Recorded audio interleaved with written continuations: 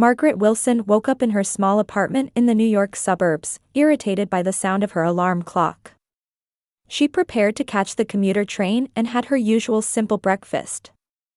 To her family, her life as a clerk at an insurance company appeared to be ordinary at best. Her income as a general office clerk was certainly not substantial. But there was a secret no one knew. Margaret ran a popular YouTube channel called Healing Hearts, where she had built an online community for survivors of emotional abuse. Her videos had been viewed millions of times, and her words resonated with many viewers. However, her family knew nothing about this. Her father, Robert, was a successful real estate developer. He owned vast tracts of land in upstate New York and had developed one luxury residential area after another. His company, Wilson Estates, was one of the most highly regarded real estate companies in the region. He was always a perfectionist with a strong obsession with success. Since Margaret was a child, Robert had imposed strict standards on her and criticized her mercilessly when she failed to meet them. Her mother, Evelyn, had been a model in her youth. Even now, she maintained her elegance and beauty, occupying an important position in local society. But behind that beautiful exterior was a coldness. She demanded that her daughters succeed as women, and when Margaret began to show more interest in social issues than academics, she called it wasted potential. Margaret's younger sister, Victoria, worked as the public relations director at their father's company. She was living the life her family expected, graduating from a prestigious university, working at her father's company, and now about to marry James Anderson, the son of a prominent local family. The relationship between Victoria and Margaret was complicated. The younger sister had always been her parents' favorite and looked down on her older sister as a failure. Margaret picked up her cell phone and checked a message from her sister about the wedding invitation. She let out a long sigh. 2 years ago, she had ended her 5-year marriage to David. Her family believed she had been abandoned because she was infertile, and they repeatedly blamed her for this perceived flaw. "You still haven't replied," Victoria's message read. "I hope you're not planning to ruin my special day. Don't talk about your miserable divorce in front of everyone. James's family is refined." Margaret finished reading the message and gave a dark smile. She moved to the window and looked at the certificates and plaques arranged on her living room wall. Through her online activities, she had built a reputation as an advocate for survivors of emotional abuse and had even established a non-profit organization. However, she had never told her family about this. At a small desk in the corner of the room, she wrote a reply to the wedding reception invitation. "Of course I'll attend," she wrote. "I'm also making special preparations for the family." Margaret picked up her smartphone and opened a special app. The screen displayed the words, "Healing Hearts Live," with the status ready underneath. She took a deep breath. Behind her decision to attend her sister's wedding reception was a plan. Her family believed her ex-husband David was a dropout who was still struggling. In reality, David had become the executive of a successful technology company. The real reason for their divorce was completely different from what her family assumed. Margaret opened her closet and took out a modest navy blue dress. This would be her weapon. It was inconspicuous, wouldn't draw attention, but was the perfect attire to unleash the truth hidden in her smartphone. She had kept from her family the fact that her YouTube channel, Healing Hearts, now had over 1 million supporters and that her non-profit organization supporting victims of emotional abuse was thriving. For 2 years, she had been collecting evidence for this day and had also made legal preparations. Margaret checked her cell phone one last time and confirmed an email from her lawyer. She nodded slightly at the message that read, "All preparations are complete." "I won't run away anymore," she quietly told herself. It's time to reveal the truth. The ballroom of the Grand Palace, a luxury hotel in Westchester County, was lavishly decorated for Victoria and James's wedding reception. Crystal chandeliers sparkled from the ceiling, and white and gold flowers adorned each table. Local dignitaries had gathered to celebrate the union of the Wilson and Anderson families. Margaret paused at the entrance to the venue.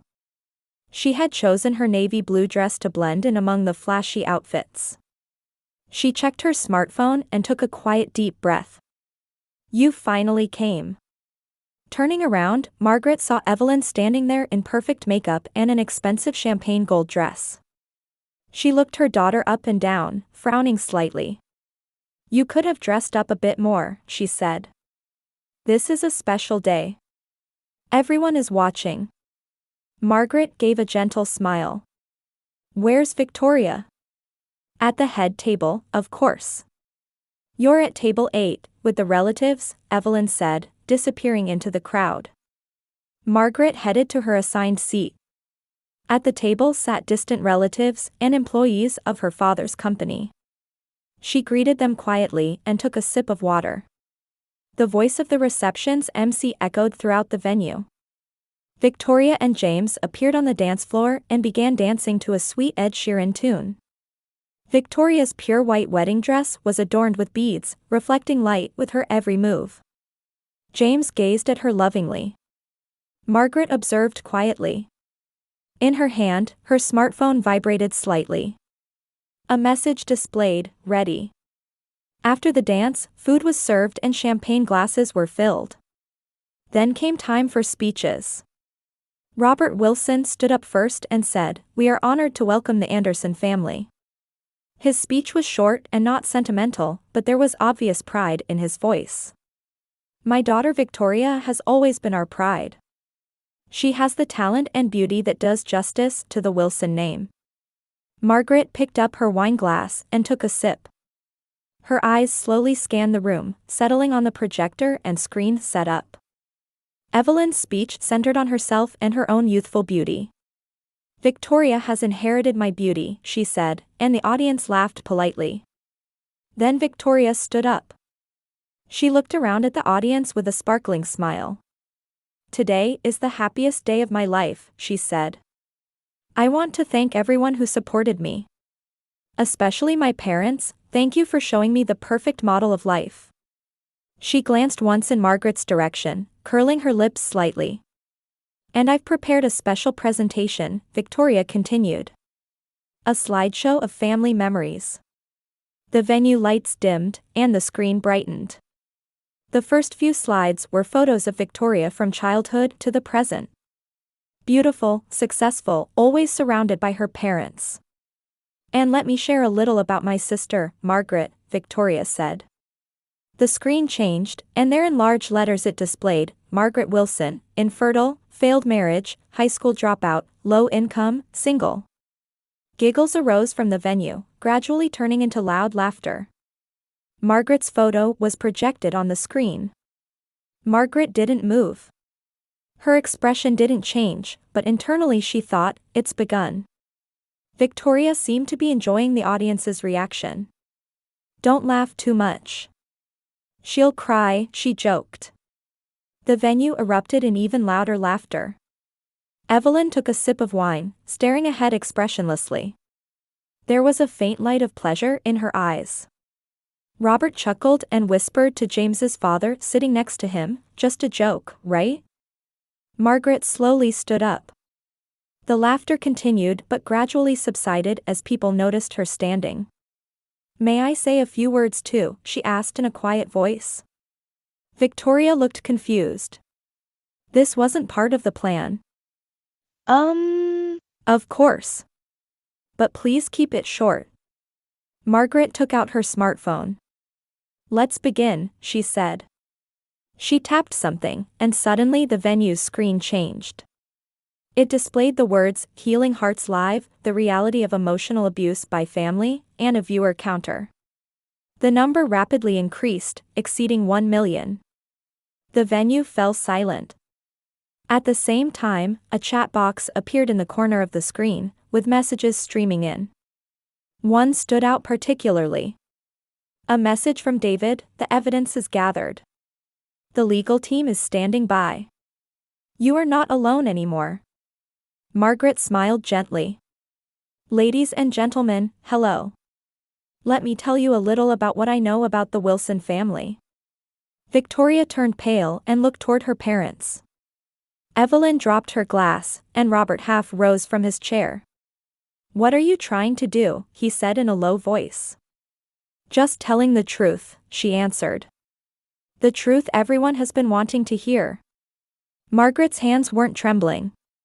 Her eyes were filled with firm determination. She was finally about to unleash her voice that had been suppressed for years. In that moment, she knew that she wasn't the family's failure, but had become the voice of a million people. The smartphone screen continued to show the live broadcast, and comments kept increasing. Silence dominated the room. Margaret stood in the center of the venue, her back straight. Her voice was calm, but her words were ice cold. "Hello to the million people watching this moment live. I am Margaret Wilson. Today, I break my silence." Victoria half rose and shouted, "What kind of joke is this? Stop it right now." Margaret stared at her sister and said, "A joke? You like jokes, Victoria. Especially making fun of me." She tapped the screen of her smartphone and pressed a button. Audio began to play through the venue's speakers. "Hey, Mom, why can't Margaret have children?" Victoria's voice. "Her body is broken, just like her life," Evelyn's cold laugh. "David was right to abandon her. Men want to leave descendants. Margaret can't do anything."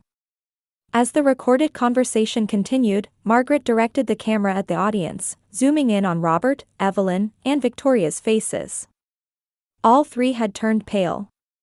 James wore a confused expression and had moved his chair slightly away from his fiancée. "This is what I recorded at a family Christmas gathering," Margaret explained. "A conversation when I stepped away. But there's more." In the next recording, Robert's voice resonated, "Margaret is a failure. Victoria is my real daughter. Margaret was just a mistake." Evelyn stood up and shouted, "Stop it. This is eavesdropping, it's illegal." Margaret calmly replied, "No, Mother. In New York State, recording is legal if one participant in the conversation consents. I consented. And for the abuse I received directly, I am my own witness." She began playing another video from her smartphone. It showed 16-year-old Margaret.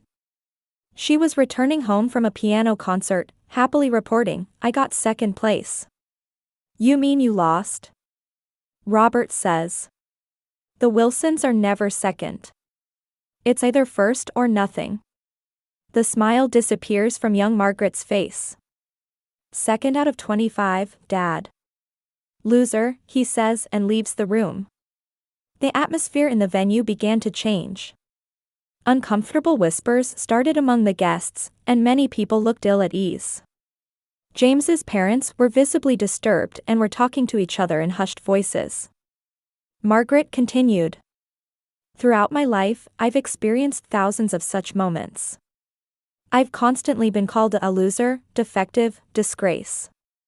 But the most cruel was the mockery about my infertility and divorce." She looked up at the screen. To all viewers, many of you have had similar experiences. Emotional abuse from family is difficult to see and prove. That's why I launched Healing Hearts, to collect the voices of abuse survivors and create a community to support them. At these words, Robert suddenly stood up. "What nonsense. You've always tried to seek attention. You're ruining Victoria's special day." "Attention?" Margaret quietly laughed. "Dad, I have 1 million followers on YouTube. My book will be published next month. I run a nationwide nonprofit organization. If I wanted attention, I would have had it long ago." The venue fell silent. Surprise spread across Robert and Evelyn's faces. They knew nothing about their daughter's success. "You thought I was a low-wage clerk, with a failed marriage, and a defective woman who couldn't have children," Margaret said. "That's because I let you think so. Because I knew that if you knew about my success, you would try to ruin it." Her voice grew stronger. "And what you know about David is also wrong." At that moment, the doors to the venue opened. A tall, confident man entered. It was David Clark. The once awkward young man had transformed into a sophisticated businessman. He walked straight toward Margaret. A murmur arose from the venue. Evelyn sank into her chair, and Robert blushed. David stood next to Margaret and placed his hand on her shoulder. "Margaret, I didn't divorce you because you were infertile. I couldn't bear your family's abuse anymore. But that was my weakness. I'm sorry I left you alone." He looked around the venue. "I am now the executive of a technology company. After divorcing Margaret, I was inspired by her courage. Seeing her recover from her family's abuse helped me rebuild my own life." He pointed at the screen. "In fact, I've been secretly supporting Margaret's nonprofit organization for survivors of emotional abuse. I've been waiting for the day she would bravely stand up." Suddenly, several people stood up at the back of the venue. They were members of Margaret's online community. They nodded toward Margaret, showing their support. "We are here with Margaret," one woman said. "Her courage has given us the power to reclaim our own voices." Victoria stood frozen in her wedding dress. Her perfect day was crumbling. She looked at James, but he was staring into the distance with a confused expression. "Margaret, why would you do this?" she finally managed to say. "This is my wedding." Margaret stared at her sister. "You mocked my life in public. For years, you've elevated yourself by hurting me. Today, you crossed a line. And I couldn't remain silent any longer." David took Margaret's hand. "We've been gathering evidence and keeping records. Records of years of emotional abuse by your family. And now Margaret is sharing the truth with millions of people." Tears glistened in Margaret's eyes. But they weren't tears of sadness, they were tears of liberation. The liberation of breaking years of silence and speaking the truth. She took a deep breath and spoke her next words. "For a long time, I was made to believe I was worthless. But today, I reclaim my worth. And I send a message to all those in similar situations: you are not alone. Your voice has power. And it's never too late to speak the truth." David smiled beside her. The guilt he once felt for not protecting her had now turned into pride in her strength. Robert and Evelyn sat speechless. Their perfect facade had crumbled, crushed under the weight of truth. The venue was quiet, but in the online world, a storm was raging. Margaret's brave action had ignited the hearts of millions. As the venue was engulfed in chaos, Robert finally stood up. His face was red with anger, and the veins in his temples were bulging. "This is completely inappropriate," he raised his voice. "Margaret, you always want attention. Always playing the victim. All of this is just exaggeration. No one in the family has ever hurt you." Margaret looked her father straight in the eye. "Really? Then what is this?" She tapped her smartphone and played a new recording. It contained the voice of 13-year-old Margaret and Robert shouting, "You're just stupid. Why can't you be like Victoria? She's only 11, but already much smarter than you. You're a disgrace, Margaret. A disgrace to the Wilson family." When the recording ended, Robert was speechless. Evelyn stood up, trying to smooth over the situation. This is taken out of context. Robert was just being strict for Margaret's own good. We loved her. We were just trying to toughen her up." Margaret quietly shook her head. "Love? When was the last time you hugged me? When did you ever celebrate my success?" She pointed at the screen. "Look. My channel helps millions of people. I've written books, given lectures, established a nonprofit organization. But you never once said you were proud of me. Because you didn't even know about my success." The atmosphere in the venue began to change. Many guests were expressing discomfort, and some were getting up to leave. James's parents in particular were visibly upset. James's father stood up. What kind of farce is this? Is this the family we were trying to connect with? Robert hurriedly tried to approach him, but he waved him away. No thanks. I don't want to be involved in your family issues. Margaret, maintaining her composure, spoke her next words. Everyone, this is not a farce. This is the truth. And I have legal measures prepared as well. A lawsuit for emotional abuse. She pointed at the screen of her smartphone, which displayed an email from a law firm. I've been collecting evidence for 2 years. And my lawyers say I have enough evidence. Preparations for a damages lawsuit for emotional abuse are complete. At these words, the color drained from Robert's face. As a real estate developer, he understood exactly what impact such a public scandal would have on his business.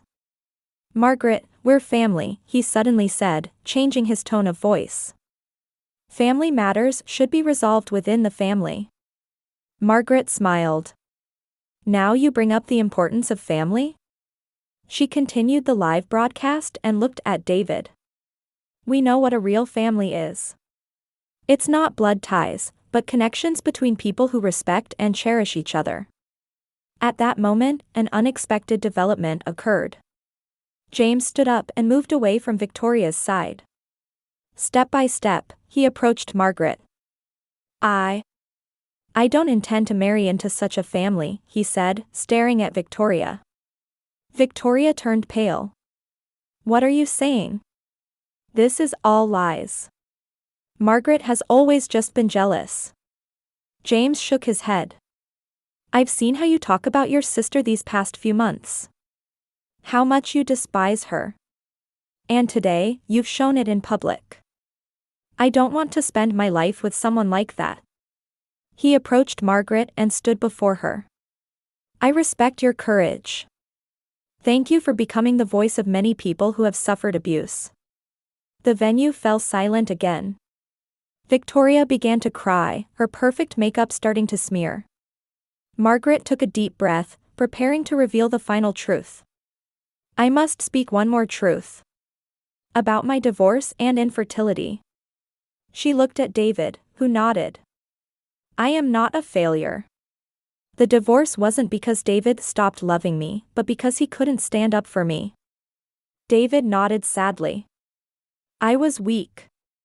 Seeing Margaret's family hurt her, I couldn't protect her. And I ran away from that guilt. It was the biggest mistake of my life. Margaret continued. And let me reveal the truth about infertility. She hesitated for a moment but quickly steeled her resolve. According to the doctor's diagnosis, it wasn't me who was infertile, but Victoria, who inherited Dad's DNA. At these words, a murmur arose from the venue. Victoria shuddered, and all color drained from her face. Victoria cried out. That's a lie. Margaret said quietly, when I had tests done, the doctor said there was no problem with my reproductive ability. But what about you, Victoria? I know you and James have been trying to conceive and failing. It's a medical fact, Dad's DNA abnormality is only passed to female children. At this truth bomb, Robert sank into his chair, trembling. His secret, his DNA defect, something he had always hidden, was now public. Victoria stared at her parents. Is this true? Evelyn couldn't say anything, just covered her face with her hands. This was a truth she hadn't known either. Margaret said quietly, after I got divorced, you forced me to accept the label of being a defective. But in reality, the defect was elsewhere. The venue was completely engulfed in silence. James moved away from Victoria and headed toward his parents. The Anderson family was preparing to leave together. Margaret finally turned the camera toward the viewers and addressed them. The truth can sometimes be painful. But it is the truth that sets us free. Today, I spoke my truth. And by doing so, I have become free. David held her hand and stood by her side. Members of Margaret's online community gathered around her, forming a circle of support. It was a true turning point in Margaret's life. A year later, Barnes & Noble bookstore in New York City was overflowing with people. A book signing event was being held for Margaret Wilson's new book, Silent No More. The line stretched outside the store, with hundreds of people waiting to meet her. Margaret had now become a nationally recognized advocate for survivors of emotional abuse. The Healing Hearts Foundation she established was internationally recognized and ran programs supporting abuse survivors in various locations. She regularly appeared on television and gave lectures as an expert on emotional abuse. Next to the table sat David Clark. Although they hadn't remarried, they were bound by deep friendship and mutual understanding. Together they ran Healing Hearts, each leveraging their strengths to grow the organization. "Ready for the next lecture tour?" David asked during a quiet moment. Margaret smiled. "Yes, everything's going well. Starting in California and covering 12 cities." After the signing, Margaret returned to her office. Located in a room in a midtown high-rise, it offered a beautiful view of Central Park. Looking out the window, she thought about the changes of the past year. For the Wilson family, that wedding reception had been the beginning of the end. Robert's real estate company, Wilson Estates, had lost its reputation and was forced to downsize. After his abusive behavior spread online, many business partners cut ties with him. Robert had now become a reclusive man, far from his once confident demeanor. Evelyn had distanced herself from society. Many of her former friends avoided her, and invitations had drastically decreased. Having had the ugliness behind her perfect appearance revealed, she had lost her place. And Victoria. Her engagement to James had been broken off, and she had left her father's company and moved to another town. Margaret occasionally heard rumors about her, but there was no direct contact. Margaret's thoughts were interrupted by a knock from her assistant. "Margaret, someone wants to see you." The door opened, and there stood Victoria. She wasn't dressed in her previous flashy attire, but wore simple jeans and a sweater. Her face had almost no makeup, and there were signs of fatigue under her eyes. "May I come in?" Victoria asked hesitantly. Margaret, though surprised, indicated a chair. "Please." Victoria slowly sat down and folded her hands on her lap. "I read your book," she said. "It was wonderful." Margaret said nothing, waiting for her sister to continue. Victoria stumbled over her words and took a deep breath. "I came to apologize. For everything I did to you." She continued with tears in her eyes. "I'm also seeing a professional counselor. And I realized I was receiving the same treatment from Dad. I was just targeting you to avoid becoming a target myself." Her voice was trembling. "I was trying to protect myself by hurting you. It was cowardly, terrible, and unforgivable." Margaret felt conflicting emotions swirling in her chest. Years of pain and anger, and complex love for her sister. "Healing takes time, Victoria," she finally said. "But it's not impossible." Victoria looked hopeful. "Really? I don't know if we can build a relationship of trust again," Margaret said honestly. "But it's worth trying. Especially if you're trying to face yourself." The two began to talk about the possibility of this new relationship under a quiet agreement. It wasn't a complete reconciliation, but a small first step. A few weeks later, another book signing for Margaret's new book, Silent No More, was held. In the long line, she continued signing, having short conversations with each reader. Next to her, as a friend and business partner, was David. And a little distance away, Victoria was modestly helping as a volunteer. While signing books, Margaret thought about the unexpected journey her life had taken. Once called a failure, she had now become a hope for millions of people. She smiled at the next reader and opened the book. Taking a pen, she began to write her trademark phrase. "Your voice has power. Don't be silent anymore." Margaret Wilson.